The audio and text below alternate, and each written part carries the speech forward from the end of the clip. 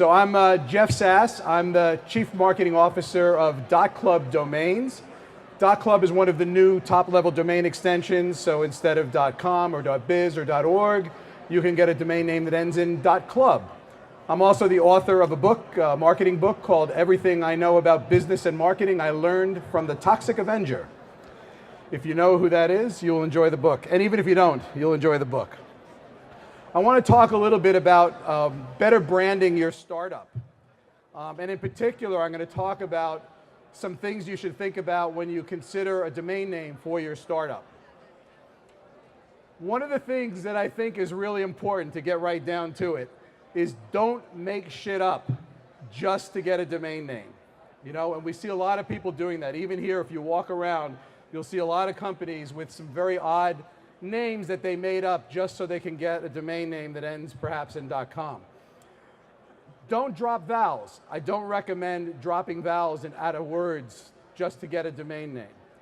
And I don't recommend deliberately misspelling words, right? A lot of people will misspell a word, and I'll talk about why that can create a problem for you. And the worst thing you could do is make up words that don't exist, unless you're sitting on a pile of money. Because if you're trying to build a brand on some made-up word, it's very, very expensive to do that successfully. So let's talk about dropping vowels for a moment. Dropping vowels was really cool in 2004 when Flickr did it, right? Flickr actually wanted to get Flickr, Flicker.com. They couldn't get the name. They really wanted to call their business Flickr, so they dropped the E and called it Flickr without the E. And that was cool back then. It got them a lot of attention. Eventually, though, they actually did buy Flickr with an E.com. And it was popular to drop vowels, but it's not a good idea.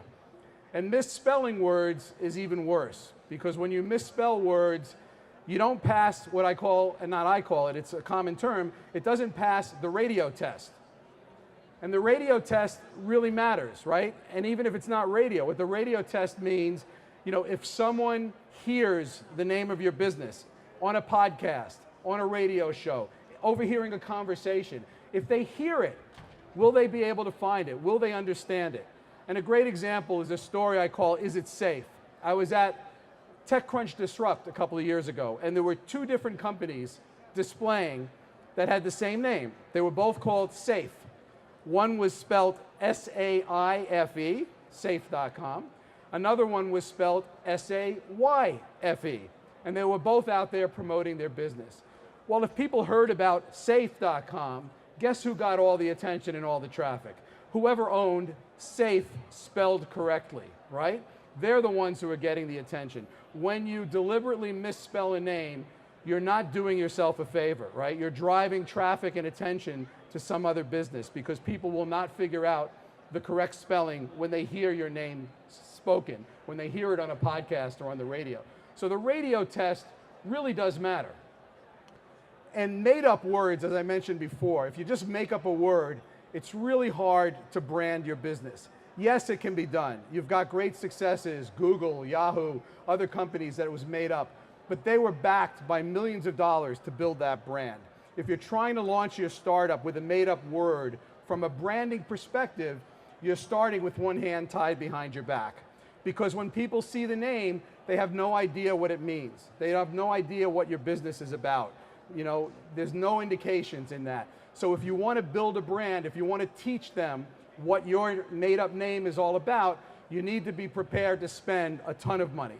So yes, it's possible, but it requires significant investment to build a brand from the ground up on a word that has no inherent meaning, right? So I don't recommend it unless you've got tons of money behind you.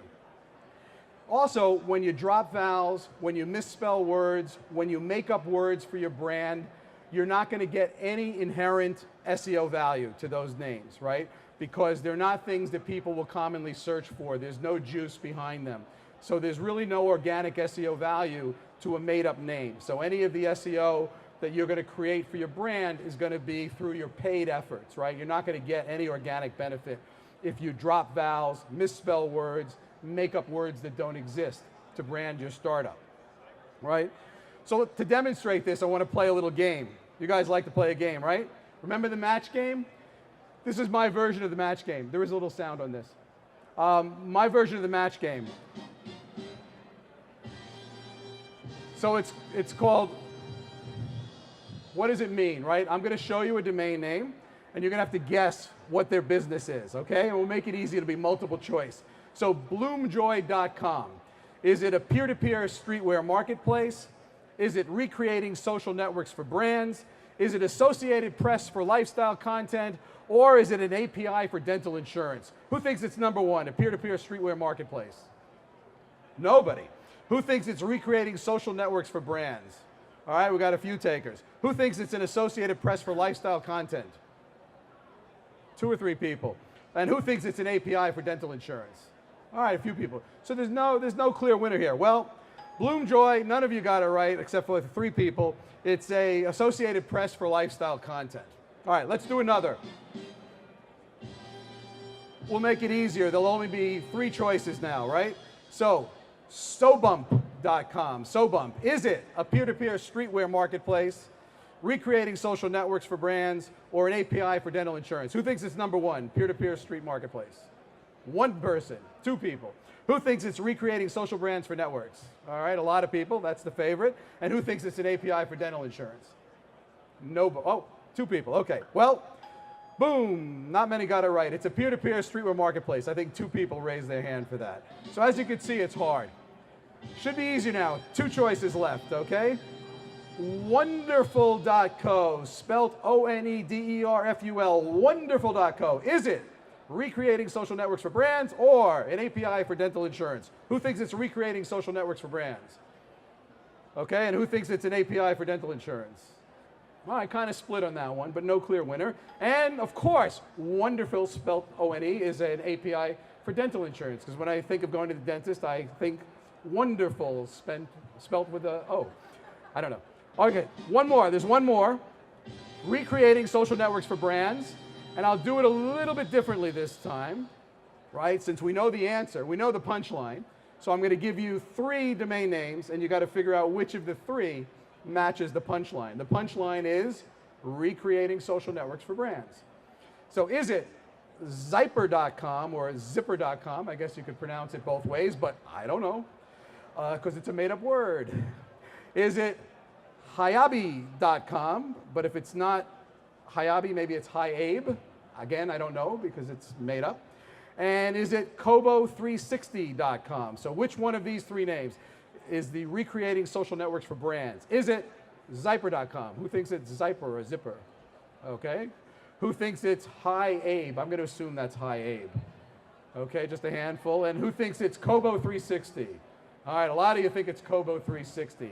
And the winner is, which one is recreating social networks for brands? It is Zipper, Zyper, whatever. Okay, it's obvious. Now, here's the thing. You know, I mentioned that I'm with .club. .club is one of the new domain name extensions.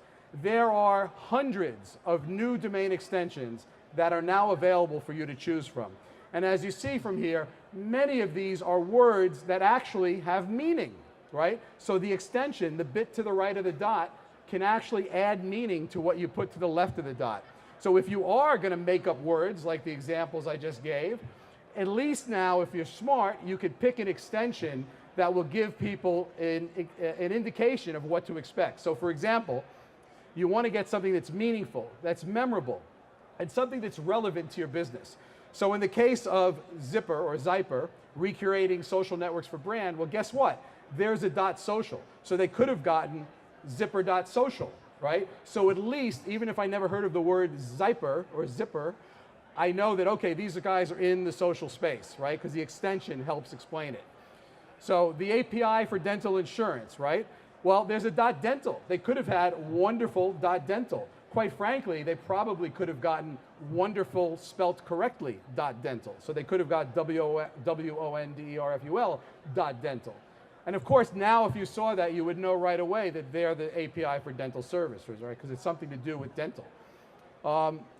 SoBump.com, which was the peer-to-peer street marketplace. There's .clothing. They actually call their company name is Bump, but they obviously couldn't get Bump.com, so they put a so in front of it. So, but they could have gotten Bump.clothing, right? And all these names are available, I checked. They could have gotten bump.clothing, which would have been much better than sobump.com in terms of indicating what their business is, which would help with SEO, help with customers finding them, et cetera, et cetera. And lastly, Bloomjoy, which was the Associated Press for lifestyle content. Bloomjoy, of course, could have gotten bloomjoy.news or bloomjoy.press. There's both a .news and a .press extension. And as you can see, those names immediately would have given you an indication as to what their business was. If these were the names I was asking you, 100% of you would have given the right answers when I asked which business was which. So you can see how these new extensions create a branding opportunity that didn't exist before. And I really feel very strongly that keywords spelt correctly add real value. And when you can combine a domain name that's created from keywords on both sides of the dot, it can become very valuable. Some recent premium name sales, to just give you an idea, because these words match very strong search terms. Vacation.rentals, vacation rentals, recently sold for $500,000, right? As a premium name, because it performs extremely well. Home.loans, also for $500,000. The.club, the club, sold for $300,000. Now, we didn't get that money, .club, to be honest. We sold the name to someone for $19,000 a couple of years ago, and they actually resold it to a business called The Club, a very high-end home exchange program called The Club, and they sold it to them for $300,000. So when you have keywords on both sides of the dot that together match a common search term, it becomes a very powerful brand and a very powerful domain name. And now with the introduction of new extensions, you have the ability to have keywords spelt correctly that pass the radio test on both sides of the dot. And if you're a business and you have a domain name already that you're stuck to, that you like, you can still use one of these keyword-rich, SEO-friendly domains for marketing purposes. You can use it for a campaign pointing to a landing page. You could use it to redirect to your main site because it's easier for people to remember if you have a domain name that's not that great. So you don't necessarily have to switch domains. You could still use one of these great domains in addition to. So I want to tell you a little bit about names.club. So now we get into a little bit of promotional stuff here, but we also operate a marketplace called names.club, where you can get great keyword domains and you can pay for them over 60 months. So here's a short video about that.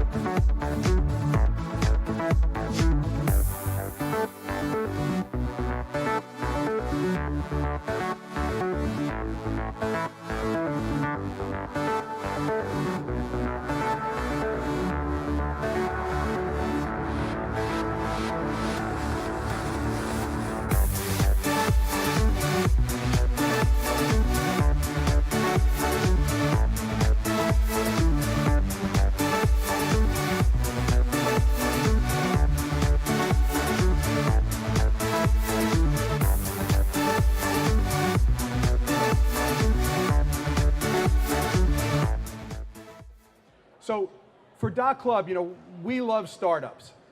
We're in the business of selling domain names, but that in and of itself is not really that exciting. But what is exciting is what companies do with those domain names. So we get very excited about seeing innovative businesses, creative uses of our domains, and the businesses that are using a .club domain. And we like to promote those. So when we saw Heine.club, which is a great name for a men's underwear subscription. Every month you get a new pair of men's underwear. So Heine.club, they do a great job of branding and marketing. As you can see their packaging when you take the underwear out. So we really love startups. And I think we have a few minutes if anyone has any questions. Yes. So the question was that she heard from various sources that without the .com it can be very confusing. I don't know what could be more confusing than some of the example names I gave earlier of made-up words that don't mean anything, or words that are misspelled, or words that have numbers, the number 3 instead of E. No offense to the company here that's doing that, sorry. But you're making it hard for people to find you, and it's obvious you did it because you couldn't get it spelled correctly, right? So .com obviously is the leader, and it's great, but it's purely generic at this point. So it doesn't give any indication of what to expect at that web address. If you can get the matching.com for your business, or you can afford to buy a great .com name, absolutely go for it. But if you can't, there are a lot of choices now that make a lot more sense, and it's not confusing, especially outside the US. If you have any sort of a global business, this notion that it has to be .com is very US centric, because outside of the United States, people are used to country codes, .de, .co.uk, in different countries. So they're very open to other extensions. You see a wide variety of extensions. So this .com thing is really US, plus it's just not simply true. A funny story, all of the examples I gave in the game show were real startups in the Y Combinator incubator in California. And I chose Y Combinator for a specific reason. Paul Graham, who's the founder of Y Combinator, a couple of years ago wrote a blog post, basically what you're saying. He wrote a blog post. If your startup, if you can't get the .com for your startup, change your startup's name, right? He's saying you have to have a .com or you can't have a successful startup. So I laughed when I read that, because I happen to know that the most successful exit Y Combinator ever had was a company called Twitch that they sold to Amazon for $980 million. And guess what Twitch's URL was when they sold the company? Twitch.tv. It was not .com. They didn't get the .com until much later. So he's saying you have to have a .com to make money, yet he's made the most money from a non-.com name. So I think that's an old point of view, and I think especially kids today, younger people growing up in social media and other things, they don't care if it's .com or not. They just care about something that they can remember, something that's cool and different. So, is it as aware as .com? No, it's something very new. We're 4 years into the new extensions. .com's been around for almost 20 years. So obviously we're at the early stages, but there are many, many, many thousands, if not millions of examples of very successful businesses using one of the new extensions and thriving with it. And we can show you, if you go to our website, we've got tons of .club examples. I talked to you about Heine.club, Coffee.club is doing great, Soap.club, many, many companies. And big brands use it in addition to their main name. So like Swatch, the watch company, uses Swatch.club to point to their loyalty program, the Swatch Club. They still have Swatch.com, but they use it in addition to. So I hope that answers your question. Yes, thank you. Age of the audience? Well, the question was if I think age of the target audience has anything to do with it.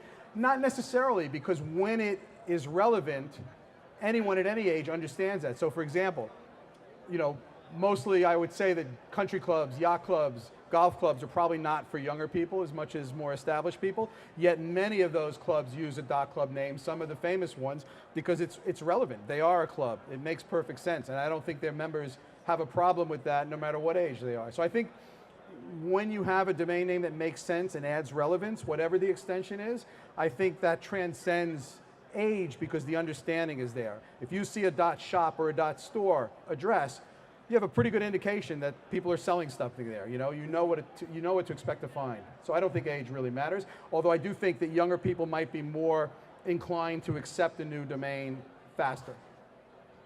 All right. So I think that the key here, and just to wrap up and say it again, is when you're considering your brand for your startup, you want to get a name, you want to brand your company with something that you can get a good domain name for, and a good domain name is something that makes it easy for people to find you. You want it to be meaningful, memorable. We used to say you want it to be short, but I think with the extensions that have meaning, we've learned that short is not trumped by meaning. And a good example of that is when the new domains came out, there's a .photography, right? And everyone said, that's crazy. Who's going to have an extension? Photography, it's so long. Meanwhile, professional photographers love it because it actually, even though the extension is long, it allowed them to shorten their domain name, because most professional photographers, their website was their name, photography.com. So joesmithphotography.com. Well, joesmith.photography actually shortens the domain name, even though photography is a lot longer than com. And it's more direct, and it explains what it is. So we found that the meaning trumps the length if it's really good and relevant for your business or what you're trying to say. Great. So thank you very much. Thanks very much. Thanks, Jeff. So we're going to do